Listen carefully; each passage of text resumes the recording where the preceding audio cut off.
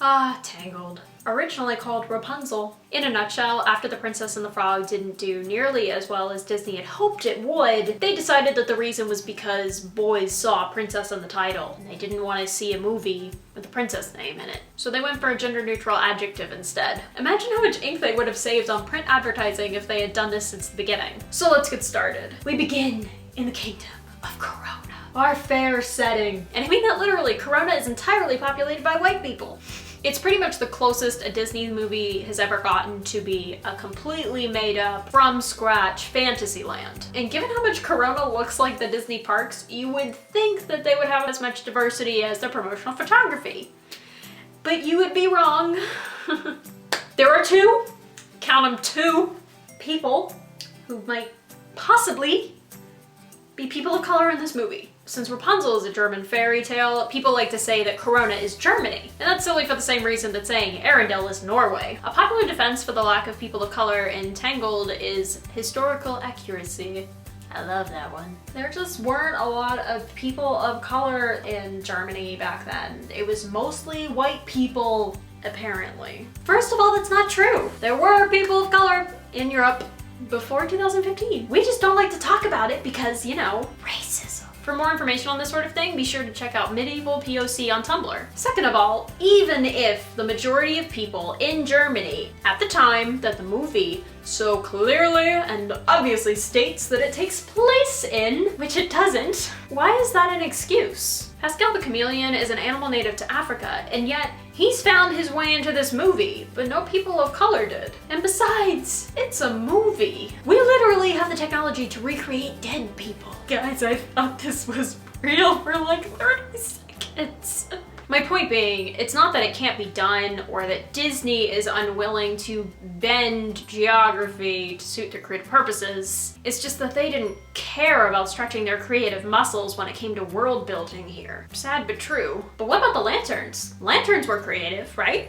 I will say that the lantern scene is, hands down, one of the most beautiful sequences of animation that Disney has ever created. Probably one of the most beautiful animation sequences in history. But the practice of sky lanterns is a pre-existing phenomenon and is found in several different areas of the world. Most famously, East Asian cultures, including but not limited to China, Taiwan, and Thailand. This tradition is also found in Portugal, Brazil, and Mexico. But who cares, right? Like, why am I even talking about this right now? They're just lanterns. Well, actually, no. The lanterns have cultural weight and importance to the places they come from, and to remove them and strip its meaning is cultural appropriation. I know that's kind of a buzz phrase nowadays. You hear it a lot around Halloween time, and sometimes it gets confused with multiculturalism and cultural assimilation, both of which are also different topics from one another. Basically, what makes cultural appropriation different from those things and makes it bad is its power imbalance. It's specifically when a dominant culture takes something from an oppressed culture and uses it in a way that disregards its original meaning and purpose. This is a really broad topic and not the only way that cultural appropriation manifests itself, but that's for another video. I'll include some links in the description box if you guys are so inclined to investigate. Back to Tangled. The lanterns wouldn't have been such a big deal if the story was already set in a place where those lanterns existed. And it also would have been so cool to have it set in one of those places. And the best thing is, it wouldn't have really changed the story. We could have had the same core story and the same characters that we love,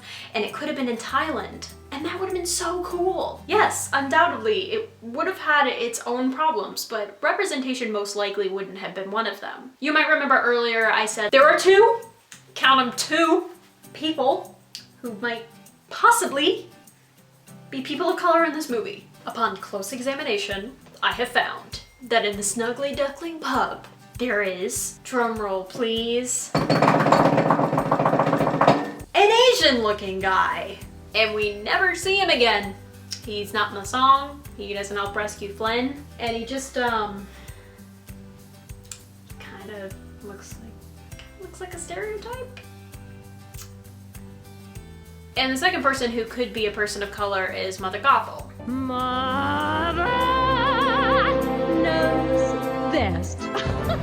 But how does that make any sense given that most of the times that we see Rapunzel and Gothel next to each other, that Gothel is actually paler? Well, this is where an interesting but not new phenomenon called racial coding comes in. Racial coding is giving traits or physical attributes to a character typically associated with a certain race of people without actually stating that that character is that race. If you've watched my Frozen video, this might sound a bit familiar because I talked a little bit about queer coding, which is giving a character traits usually associated with how gay people are perceived. Both of these things are born out of racism and homophobia, and I don't just mean a hatred of these groups, I mean a fear, which is why race coding and queer coding are things usually reserved for villains and antagonists. Racial coding is a win-win situation for the perpetrator if it's done successfully. 1. Your audience subconsciously notices Gothel's hooked nose, sharp features, dark eyelashes, dark and kinky hair. In other words, these characteristics that would not be used to describe desirable white features. But your audience doesn't realize that they recognize those characteristics because they see them over and over again, and that they have deep roots in racism. For this case specifically, anti-Semitic propaganda. 2. Some people recognize the coding for what it is and they say something about it. But since other people don't recognize it as coding, you have a lot of plausible deniability, meaning you can't get in any real trouble for it. And Disney did it pretty well here. They still did it. Granted, the racist implications probably weren't deliberate, but that's because racism is so ingrained in our culture that we don't always see that it's there. Gothel's coding has several different possibilities. A lot of people feel that her features, along with her overbearing personality, are meant to play on the Jewish mother stereotype. Others feel that Gothel looks Italian or possibly Armenian. But what most people agree on is that Gothel doesn't look white. And that's not to say that there isn't any white person in the entire world that doesn't look like Gothel. But she definitely doesn't look like any of the other obviously white people in this movie. And we wouldn't have to be nitpicking over bone structure if there were other people that looked like Gothel. If Rapunzel was a person of color, there wouldn't be this dichotomy between the beautiful, soft-faced, golden-haired, feminine ideal of white beauty and the heroine with the vain, selfish, abusive, ethnic-looking villainous Gothel, which is something that's been portrayed in media for a really long time. Her racial coding is also problematic because it puts a whole new light on the emotional abuse that she inflicts on Rapunzel. Because of course Gothel is abusive, she's the villain, and she's not Rapunzel's real and loving white mother. But that is something I will get into more in the next Tangled video. Like this video if you think that Disney needs to do a better job with representation in their upcoming movies. If you have any questions or thoughts, leave me some comments. And if you want to see more videos like this, you can hit this little logo thing here in the corner. It will subscribe you to the channel. Thank you for watching. The princess will see you next week. Earlier I was saying tomorrow was a pretty big day and you didn't really respond, so I'm just gonna tell you it's my birthday! Ta-da!